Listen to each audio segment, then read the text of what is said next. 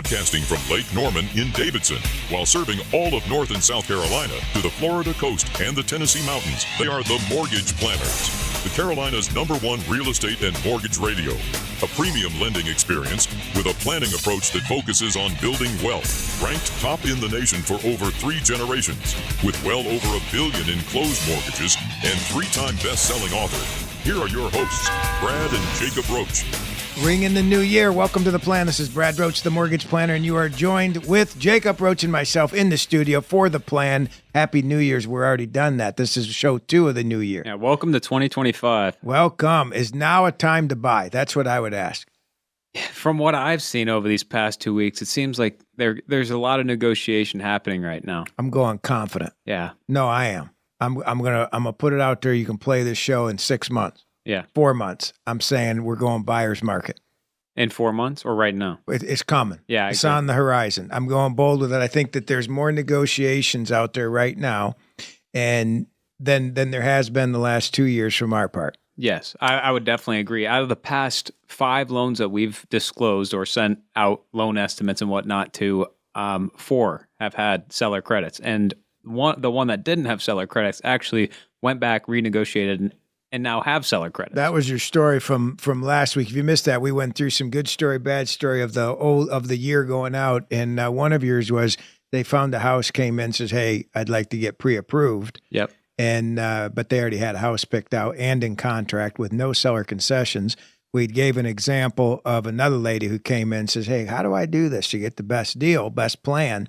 And she ended up getting seller concessions buy down. She's got a rate in the 5s, 4.5, something like that. Really good. So they ended up going back. Yes, they did. We had a great conversation on Sunday, and we had talked about what they can do after the inspection was done. They found a couple things, nothing too big, that they could renegotiate a little bit with. So they sent in their... How much seller concessions did they get? They got $6,000. Okay, so they went back to the what was the price on this one? $420. $420, $6,000. They stayed right at the $420, and then they got $6,000 in credits. So then now they can pay for a 2-1 buy down, which is what they wanted initially. But so their start rate is going to be, this is the temporary buy down we've been bragging about on the show as the hot product of it's our pumpkin spice of the month, if you want to call it that. First year, their interest rate's at a 5.125. That's not bad at all. Yeah, right. I agree. See, people are saying, I'll wait to buy. Here's what I'm saying. You see more how people are getting concessions more than we've seen the last year.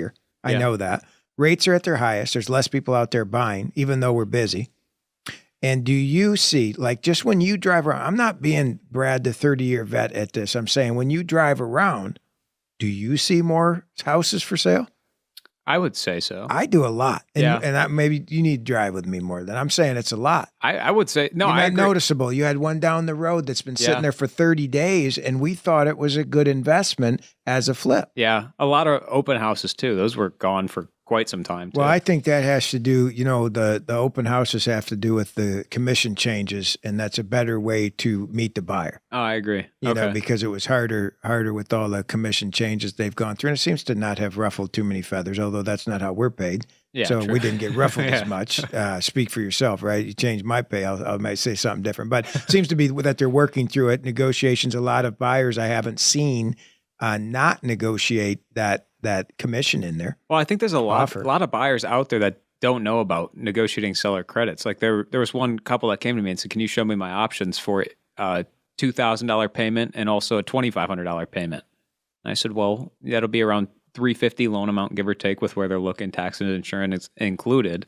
But then I showed an option at a higher loan amount with a 2-1 buy down, and it had the same payment, except it was a $400 purchase price versus $500.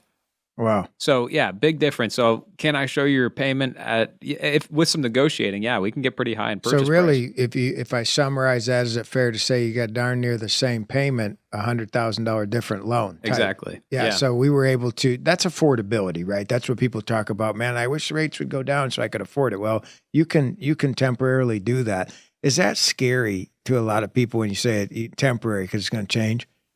So the first time home buyers, life is temporary. No, we Yeah. can go real deep if you want. The clients that I had on the 2-1 buy down, they were first time home buyers, and they didn't necessarily like the increase. And then I also no, really, well, meaning from year to year, like they said it was adjustable to an extent. It's not, but it does. Yeah, so it adjusts year to year, first two. But maybe it's three. fixed. See, Yeah. the difference in an traditional adjustable rate is that it typically, like if I go get a home equity line of credit, those typically adjust throughout the month. Yeah. And that's not what happens on this loan. Yeah. You're fixed for a year. You're actually fixed for 30, and we're subsidizing that payment over the 2-year period to drop it down, whether it's 1 or 2% in interest. Yeah. And honestly, that I think on our last show, we had talked about a client that didn't like that, where she didn't like the 1% down. So we paid out her MI. Yeah, so I think that was not smart. That wasn't a good idea. I don't know. I kind of agree with I you. don't like saying it live on the show while we're doing it, but that's tough, man. The big difference is refunded, and that money is refundable. It goes right back on your loan. Yeah, it's really the perfect situation. But I mean, I understand for somebody on a fixed income, they just want, give me my payment exact for the next 30 years. She had concerns about, family changes, mother getting older, father getting older, things like that can change dynamics for how she can pay it. And I think that knowing that the PMI is just gone and the rate can't change, even though, if she did the buy down, she was saving $150 a month. By buying the PMI out, she was saving $90 a month. Yeah. She was getting better off on the buy down, but the change. See, all comfortability. So why didn't we like that? If you missed last show, we didn't like it because if she goes to refinance in the next year or two, she's going to pay PMI again. Yeah.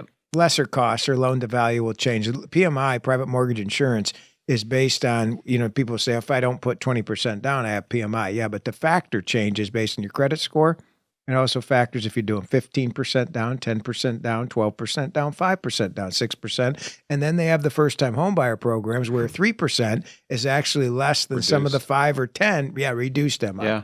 So there's a lot of advantages, I think, as the market's, I would say, turning to a buyer's market while prices are still going up. Kind of weird. Yeah, it is. I don't think prices are going down. No, not from what I've seen. I mean, I've still seen when it's priced right, there's multiple offers. The one that I had go under contract on Sunday had 4 offers in, and the property was there for 2 days. Oh, really? Yeah, so we're still seeing if it's priced right. So you had four offers. What was the price on that? $425. That's it. Where was the location? Cornelius. Well, yeah, that's a great deal right there. Yeah, that's hard to find. I think harder to find some of that price range versus going north. I agree with that. Yeah, and I'm curious to see when she goes to sell her house because she's using our knock program where really it's advancing your down payment. You don't have payments on your existing home for 6 months. It's a really good deal. So and they give you the equity to go use on the new purchase. Yeah, so she's using that. So I mean, I'm curious to see what her house will sell for in a neighborhood where no other houses is listed, and she'll be the only one. Oh, how many units are there roughly? There's just one on the house that she's selling. This new complex that she's going to, there was only one there as well. Oh, one in the new complex. Yeah, so I think that it seems like it's very competitive depending on the neighborhood, and from what I've seen. Well, it'll be interesting. Like she hasn't put hers up on the market, so we can keep an eye on that. There's houses that see. It's interesting because then I'm seeing a lot. There are more houses coming on the market. I know that, but are they also sitting a little bit longer? But then you tell a story of we've got multiple offers. Yeah, it's kind of mixed right now, it seems like. Well, is that the balancing act between seller market and buyer's market? We're going to talk more about it. We're going to take a quick break. You're listening to The Plan.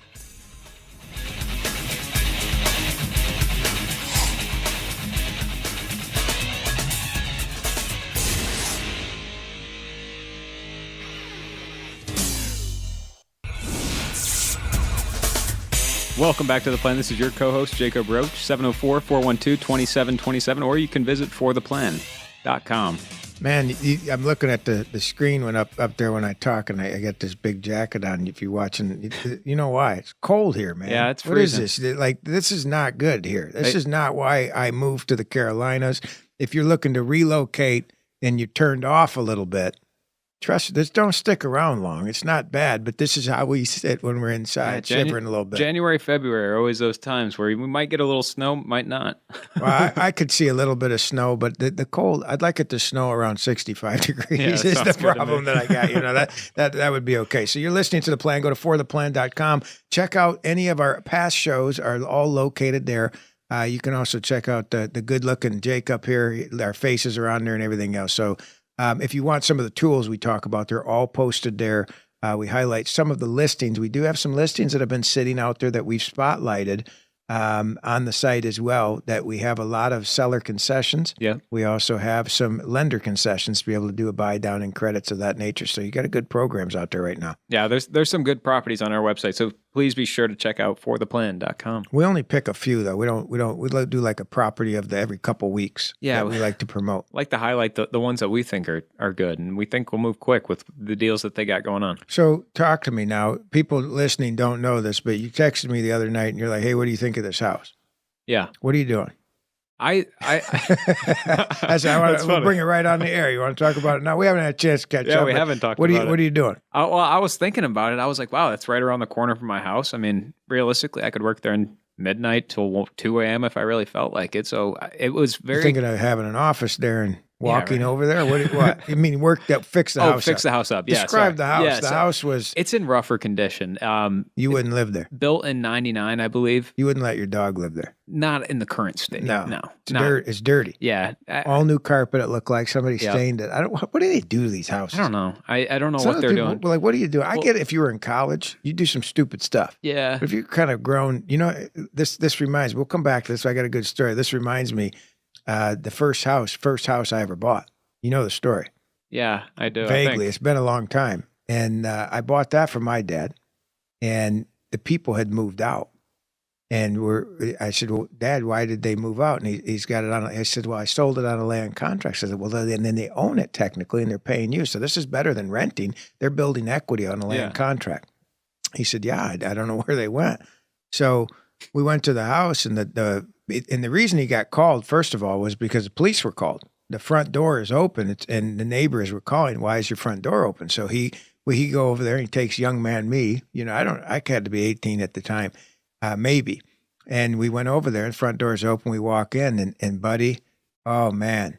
And they own the house. So think about this. They're building equity. This isn't a rent, kind of like a rent-own, I guess you could call it, but every month they're getting it like a mortgage. So they go into the house. We do. He goes first. I ain't doing it. I'm not, just keep that. So he goes in first and we walk in and it's bad. I've never seen a house to this day. Out of all the houses I've been involved in, I've never seen one this bad. Up at the top of the corners of the room, it was black because of cockroach debris. Whoa. It was that infested, and the neighbors had started to complain about it. So evidently, this couple, this is an older couple. No, I don't call them older. I can't even say that. They got to be, I'm guessing now, maybe 30s, right? Yeah. 2 young kids is how I'm guessing their age. I think they were like 8, 9, 7, 6, somewhere in there. Well, anyway, they moved to go to a tent. They were living at a campground because it got so infested. They had the kitchen and it had a pantry off the side, and they would open a door. You remember this part? They'd open the door and they didn't use trash cans. They would just throw a can, like they'd open a can of corn on the stove and then just throw it in the pantry closet and close the door. Anyway, I go in there. There's six kittens, all that come out of underneath the trash. Oh, that's gross. We go down to the lower level. That's at a basement.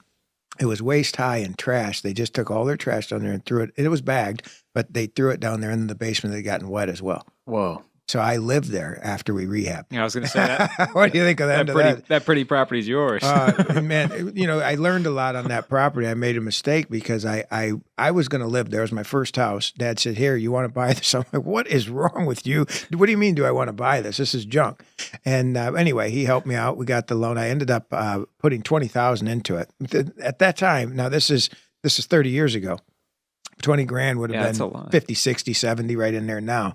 And so we put that money into it, and I did over improvements. I cut a hole in the kitchen to the dining room, over improvement. You didn't need it. It kind of opened it up a little bit, but it was extra. And there were and it ran into some electrical because of that cost additional expenses. Point being is there was enough to do, and I spent extras. I had really nice faucets, things like that you wouldn't do in that price range when you're looking to flip a house. But learned a lot from it. Didn't make a dime. Lived there for a minute, but didn't make a dime on it. Now, rolling into the house you had texted over the other day. Now, so that was my first rehab. So this is not even close to it. So where I was coming from is, where do they do this to the house? Like what do they do? It's like a dog scraped his ass across the carpet 4 and 5 times back and forth. Even the listing pictures, like I don't, posting that on the market and just with all the, there's trash all in the garage, and in living room, Like, what are bedrooms. they doing? I'm surprised that they posted that on the listing as well. If they Probably cleaned should it have up a little cleaned bit. it. Yeah. Cleaned it. A Like little- if I listed that house, wouldn't you go and throw the trash out and then put the Yeah, pictures? right? You would think so. Not this property. Probably legally, I don't think you can Photoshop a listing. Like, oh, there ain't no trash there in Photoshop, Oh, yeah. but I don't think you can do I that. don't think so too. Well, so the house, what caught your eye? Really the neighborhood. This is Mooresville. Yeah, and we actually had a property featured in there. And the reason why I liked it is because the neighborhood it was in. It had a really low HOA, kind of similar to mine. But I mean, HOA is a fee you pay. The homeowners. grounds, the homeowners association fee. Some can range, anywhere from 400, like on a condo. Yeah. You just quoted when I saw 400 and something on a condo. 441. Yeah, I saw it. I was like, oh, what is that? That's condo fee, HOA fee.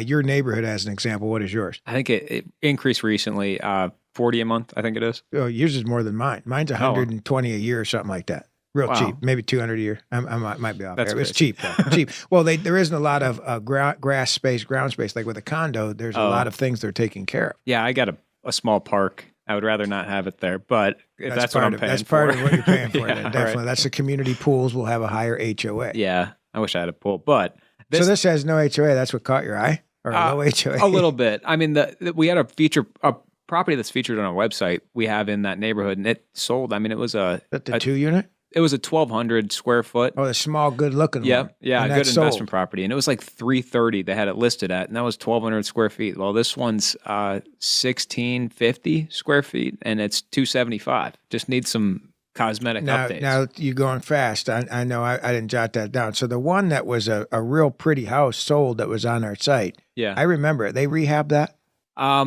the master bedroom and bathroom. Yeah. So it did have some touches, kind of a clean gray look. Was that the one? Yeah. Yeah. Okay. That house was beautiful. What did that sell for? It was 335, I believe it was. Yeah. And this one, okay. So this one's about 50 grand off. Here's the problem. But it's also 400 square foot less than this fix up that I'm looking at. Yeah. So you'll grab an extra, maybe 10, 15,000, depending on what it's going for square foot. As long as it looks pretty inside. So now becomes, put your cash into it. Yeah. You get a rehab loan on something like that, you're going to spend you'll eat your dollars on the fees for the rehab loan. It's not a big enough margin. It's a lot more points on it. Points and just cost of reinspection. Like if you could buy a house like that and be able to put, like if we had to guess, what came to mind, how much money you thought it is between the bad carpet, some probably painting, obviously, and fixtures, and the outside didn't look great. I would say probably 20,000 to have it look really nice. So you said 275. Let's say you come in at 260. We owe 280 on it because you got to put 20 grand into it, right? Yeah.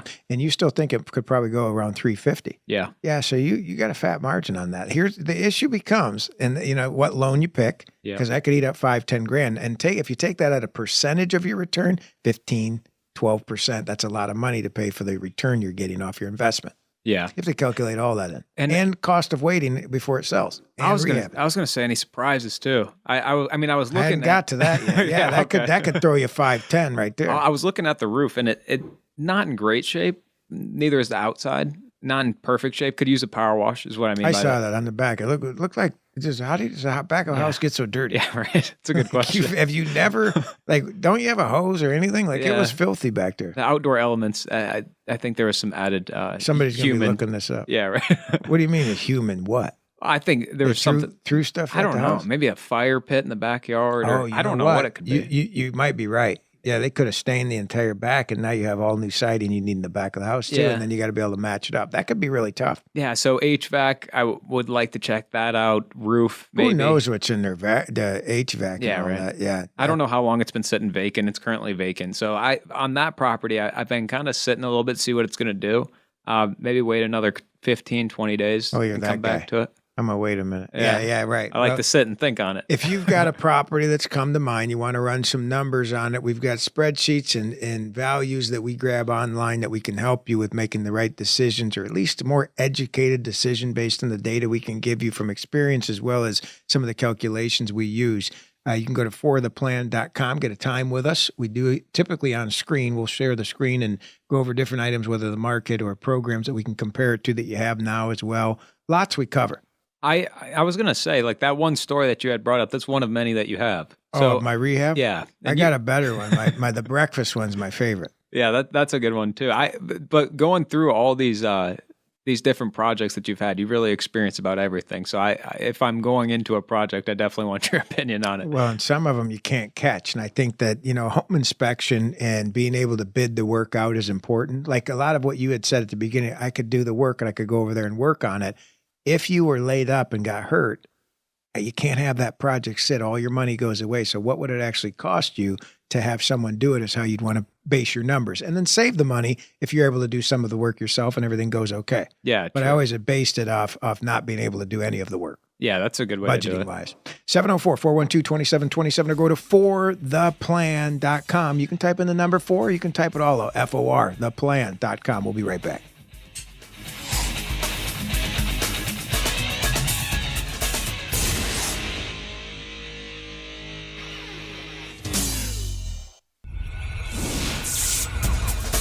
Welcome back to The Plan. This is Brad Roche, the Mortgage Planner, joined with Jacob Roche, the Mortgage Planner. We're in the studio at fortheplan.com. Check out some of our past shows or your favorite listening, Spotify, Apple Podcast. We're all over the place. Yep, we're on all of them. Check it. Leave a good review for us as well. Check out our reviews. I think that's one reason you base your decision on who you go work with. It sure as heck is where you go eat, you see reviews and you go pick it there, right? I agree. So definitely. check out your mortgage professional. Make sure they got plenty of those 5 stars going. You can search ours. We put all of our comments from past clients, good, bad, ugly, all online so you can check them out. And we are proud to say that we average 4.9.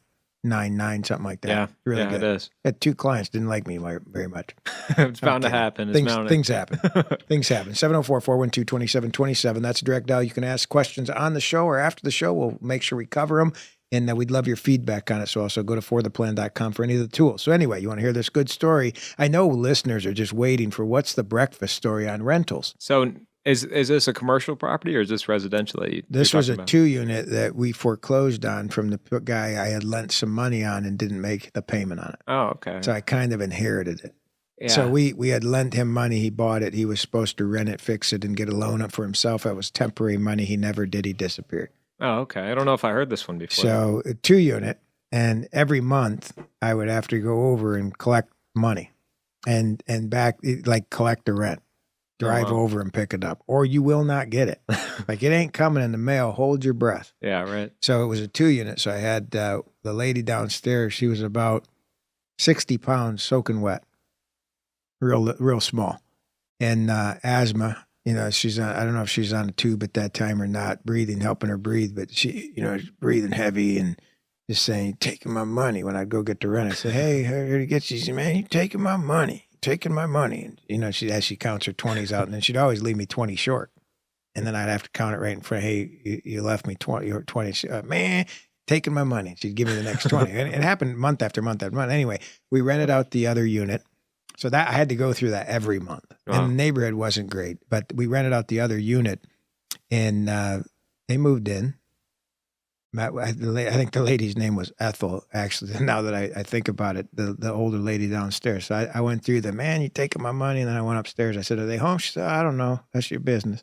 Something like that. I'm not helping you. So I go up the stairs, and when I get there, you can smell like Bob Evans, man. Like it smells good. Breakfast, Denny's, all the good breakfast places you go to. It's just like that good old bacon, eggs, breakfast, pots going, fresh coffee brewing. So I knock on the door. It's your landlord. Here to collect your rent. You don't hear nothing, but you hear some pots moving, pans. You still hear the bacon sizzling. Yeah, right. Like, come on, what are you guys? Maybe they're in the middle of a prayer. I don't want to interrupt. Wait a minute. No, they're in there eating. You can hear it and still cooking. It's your landlord. And so a minute goes by again, and I'm, what the heck? What do you do? Can't go in. Now, what do you do? Well, I did it one more time. Landlord.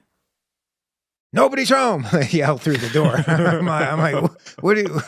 So needless to say, I didn't get my rent that month. I left. They ended up moving out. We had to throw them out. It was crazy. Wow. Yeah, they said nobody's home. Man, you can't say nobody's home when you just said nobody's home, and you're the one saying it in your home. Yeah, you can't do that, man. It makes no sense. That's a true story. Well, hopefully now. Ethel taking my money, and then I'm going upstairs. Best breakfast I ever smelled in my life. Couldn't get my landlord money. Crazy. Yeah, right.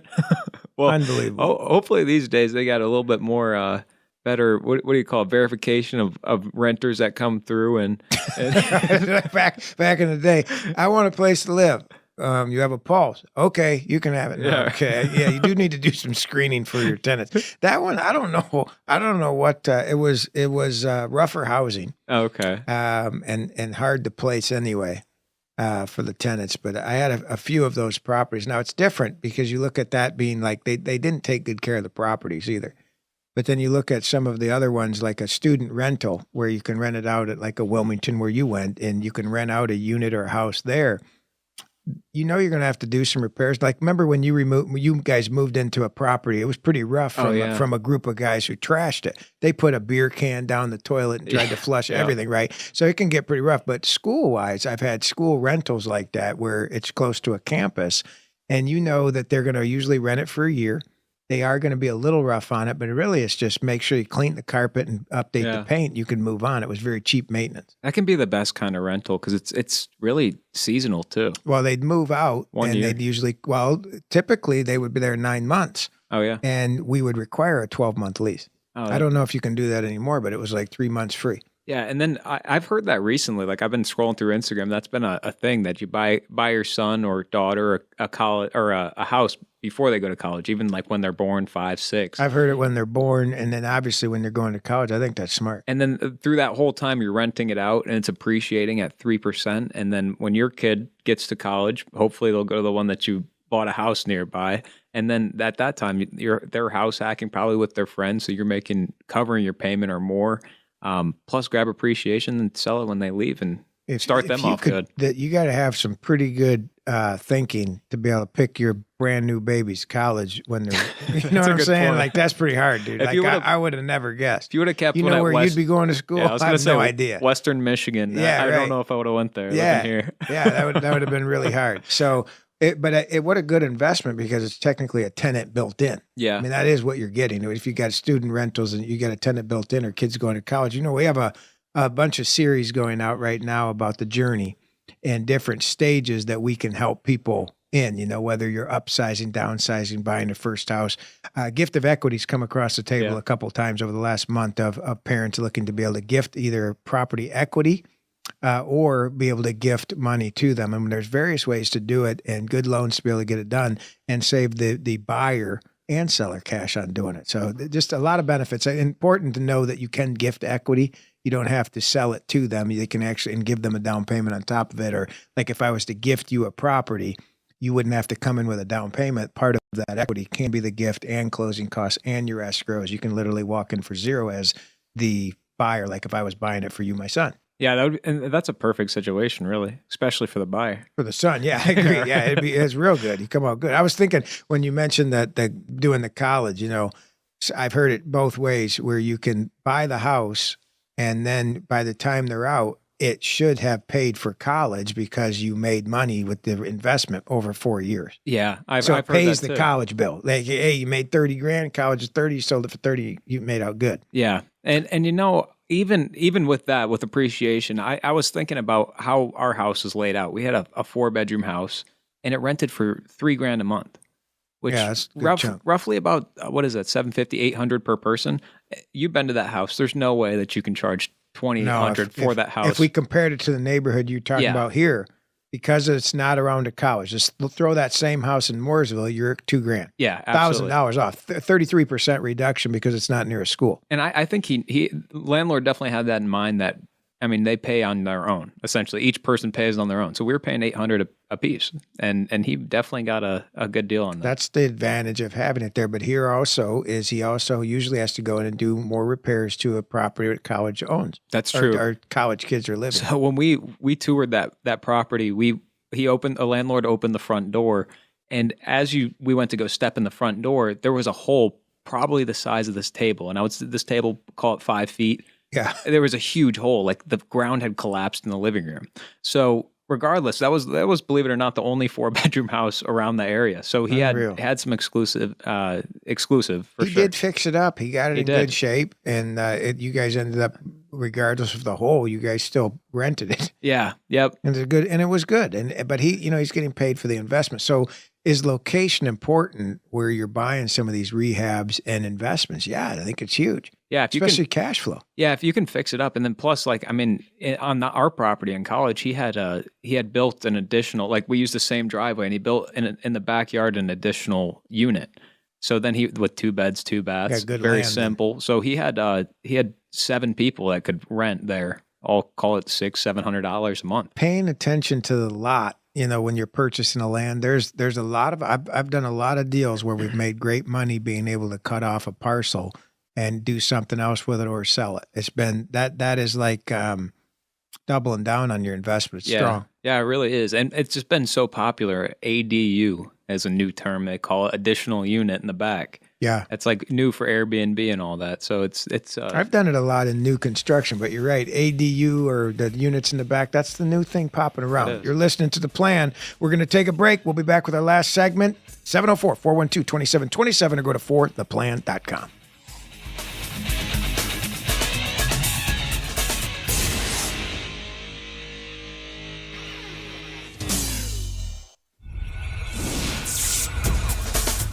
Welcome back to The Plan. This is Jacob Roche, your co-host, the mortgage planner, here with Brad Roche, 704-412-2727. Or you can go to fortheplan.com. Number 4? Yeah, I was going to say. Or type it in. Or you can type it in. Don't you think that's neat we did it that way? Yeah, there's no confusion regardless. I don't think many people type the number 4, though. Any way you put it, it'll get you there. Yeah, we'll take care of you. We are located in Davidson, North Carolina. Come and check us out if you're having lunch at North Harbor Club Restaurant, or visiting the cabin for a drink, maybe just before we close, going downstairs having a drink. Check us out. We'd love to go through some of the programs and options we have. We can do that in the office or online. Make it easy on you. So I wanted to go in. I wanted to ask you, so with all the rentals and flips that you've done in Michigan, would you have considered going into the short-term rental space, midterm, or did you? Yeah, that wasn't a thing then. I was going to say, were they all long-term? Yeah, I never, out of the 100 properties we had, they were all 12-month leases. Oh, wow. Every one of them. And some of them were on campuses, like we just were talking in the last segment, that would have rented for more if I would have done it, like by the bedroom. It wasn't a thing. Yeah. And I wasn't smart enough to come up with it. Yeah. But you know what I mean? But yeah, VRBO and you look at going on vacations now, and I think we should do that for our clients. A lot of the clients who have invested and have VRBOs or vacation rentals in general.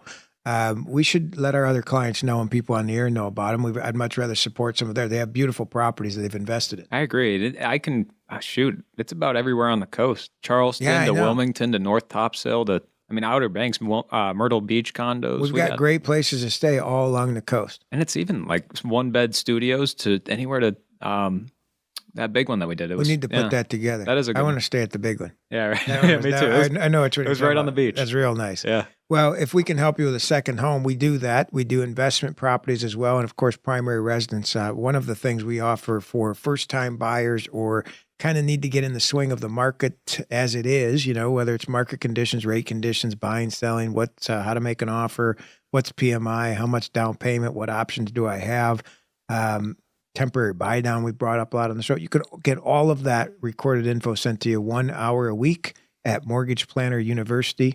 It's at fortheplan.com as well. But MPU, you'll see a logo on there. Get that. That's free. You get a $500 certificate off closing costs for completing it. And don't lie. You got to tell us that you did it. You know what I mean? Yeah, we'll know. We'll check on you. You got to really finish the course. We'll ask you questions. We'll quiz you on it before closing. And I'm kidding. But that is a good course. We've recorded that and have that available for you. And the investor side. We have that investor forum that plays every Wednesday. You can log on and check that out.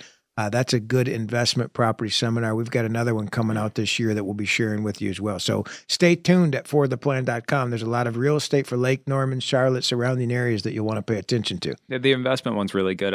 It even goes into more detail about how we're talking about splitting land up and LLCs the developments and things like and that. Stuff. Yeah. The LLCs seems to be, as we talk about, I just watched a Dave Ramsey thing where he was adamant about how it protects the person who if the title is held in the LLC, like he was adamant that it does. And I always have considered that a layer that they can still get to you, and that I would advise, umbrella policy on top of a home policy for any slip or fall or something like that. But so I think it's, he kind of tilted me. I'm like, man, he's pretty passionate about it. It's like, so I think that if you do that, which you should, Yeah. and have an umbrella, I think you're going to have the best of both protection on your rental property. I hadn't seen that video. Yeah. It was a quick clip, but it caught me. It caught me because I've always been an advocate of LLC is to structure the business deal and how you run it, especially with partners, and also for tax advantages. I think you can have that there as well, but not as much for the liability. But I never got sued with all the properties. I never got sued from a tenant. Oh, Never got sued from a tenant for a slip and fall or something like that. And maybe that's why I got no pain either. did you have umbrella insurance? I'm just curious. At that time, yeah. Yeah. Okay. Yeah, that was always recommended. But I also had all the properties in different LLCs. And I think what you have to keep in mind is the more you have, the more you want to segregate that out. Yeah. Like if you only have one, they can sue one. But if you got 5 properties free and clear all in one LLC and somebody gets hurt on one of your properties, that opens that liability because it's all under that one umbrella. You're showing money, in other words. Yeah, right? you got equity. You got $500,000 in equity in 4 houses or whatever it might be. Yeah, they could sue you for more than the one house. Now, if they were held in different LLCs that have nothing to do with each other, So they now, couldn't. if it was held near personal, that's They direct. get you personal, yeah. Okay. So it is going to help you with a layer. There's no question about that. But I just think umbrella, additional support behind that helps, which is just another insurance policy for those occasions. Essentially, it's suing the business versus the personal. Yeah, the business doesn't have anything. Wow. Okay. But see, you're the principal. So it's like if they really want to, can't they name you on it? Yeah. Yeah. True.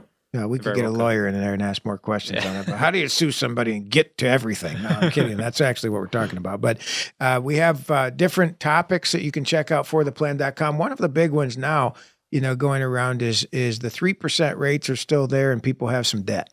Yeah. And it's tough to pull off of a debt consolidation and even doing like home improvements and utilizing that equity in the house for anything because it's fixed at that 3% or 2.99. And some people tell you 1.75. I never seen anybody with that. Let's tell you that. I ain't seen no statement at a 1.75. I've heard it. I've heard it, but I haven't seen it. Show me your statement. You can send that to fortheplan.com. Best I've seen is 2.75. That's one of the, but now 15-year I have seen, but not in the ones. Yeah, I agree. Not in with the ones. I saw a stat yesterday. Credit card debt, I think we've mentioned, is at an all-time high. But recently, the U.S. credit card debt defaulted at its highest level since the great financial crisis. Oh, that's right. So that's from last year. It's up 50% from the same period this time last year. People are using credit cards. It's tougher. Everything's more expensive. Well, my point being is that if you have 40 grand at a 29% interest rate, call it 25, and you have a 3% interest rate, they're very well blended up might be a little bit higher than what you think. People, I think you get it's hard to move off of a 3% rate. Yeah, and I agree. But you do have to look at equity lines that are adjustable. Look at options. Yeah. I'm not pushing getting out of the 3% rate. It depends on the margin of debt you have. Yeah, I Like agree. if you've got 100 grand in debt and you owe 60 in your house and we're complaining about a 3% on a 60 grand loan and you're carrying 20 grand credit cards over here. No, Yeah. no, I it agree doesn't with make that. 20% credit cards and 100 grand. It's balance of ratio. So with this U.S. Credit card debt hitting an all-time high or its highest level of defaults, hopefully, they're saying that if this trend continues, potentially slows down the economy, which will lead to lower inflation. Hopefully, when we hear lower inflation, that means lower interest rates. Hopefully. Yeah, hopefully. We've been Fingers singing that crossed. for a few years now, but we've been up. It's rough. We've been up, and they're saying they're down. So it's tough to comprehend for somebody not in the market. Something else I saw the other day, U-Haul stats. Have you seen those at all I have not. recently? So You mentioned that in the office earlier. So I thought it was pretty cool. It's the top 5. So U-Haul tracked for 2024 where everything's going, essentially. Where are they? Where are they moving? Stuff? Yeah. So where are they picking up and then moving to? So the Mexico is drugs, isn't it? top, no, kidding. not quite. But the South Carolina was number 1. Wow, people moving to South Carolina. It's very affordable. Yeah. So they're tracking people leaving one state and where they end up and drop their U-Haul off. So number 1 was South Carolina. 2 was Texas. North Carolina 3. Mooresville in particular. Yep. Right. Was it? No, I I'm didn't just say joking. that. It is North Carolina, though. So, wow, Yeah. the top 2 places people are coming. Yeah. And we feel it. We feel it. Yeah, I agree. A lot of people that I'm talking to are the states that people are leaving. So Pennsylvania, New York, New Jersey, Massachusetts, and then California is at the last or the 5th year in the row for people Wow. living. are moving away from. And then We heard they added that toll to go in the city, $9. I did you hear see that, yeah. New York. So they're looking at doing that at some of the major cities. That's $9 just to get there. I'm interested to see what happens. They did something like that in Charlotte. You had the toll in that, man. You're gonna pay to get down there, buddy, from up in Lake Norman. You're right. It takes, what's it cost on a Friday night? It costs $50 to use the toll lane to get down there. Yeah, it get expensive. Does it get cheaper if you go in an Uber or something because you can ride in there with 3 people, or do they waive that fee? I think they do. It's like an HOV, isn't it? Yeah, but do they waive the fee then for if you got 3 people? They say. Does your dog count? So that guy's with me all the time. I just need to get one more dog. Right. He looks like a human. Yeah, you really could. Weighed in at 137 pounds for you listeners. He's a bull mastiff. He's a big boy at 9 months old. It's incredible how big he is. Yeah, so you can swing by and see him at the office. He's there often. Or he'll scare the crap out of you, but he's very friendly too. Yeah, he is super friendly. Now, did you hear updates on the credit that is coming out? I haven't. Well, this is pretty interesting for a lot of people, and I wish I had the stat on this. Medical collections or medical issues on your credit report have been an issue for years for people, though. So, I even remember back, this was years ago, getting it's in collection. What do you mean? I didn't even get the bill. Yeah. Right. And a lot of people can say that story where they don't know where the bill was, or they got it in collection or whatever, or something hit their credit regarding medical. Yeah. March, there's a bill on the table that is supposed to pass that all medical on your credit report will not be included in your score. Wow.